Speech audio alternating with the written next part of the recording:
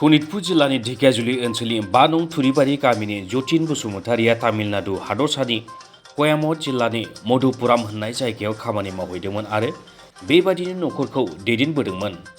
नाथाय दुखुनि बाथ्रा, मैया मोनायाव जतिन बसुमतारिया बायह्रायाव ओंखारनाय समाव हरखाबै गोग्लैयो आरो बिथांखौ गोब्राब थासारियाव फाहामसालियाव थिसनो।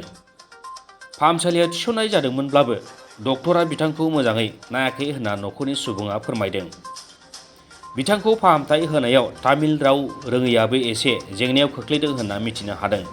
बे बिथिङाव तामिलनाडुआव थानाय बर' सुबुङा जतिन बसुमतारिजों फाहामसालियाव थाफानाय सुबुंनि मबाइल नम्बर 9510618863 नम्बराव कन्टेक्ट खालामनानै मदद होनायखौ नखरनि सुबुङा हास्थायदों।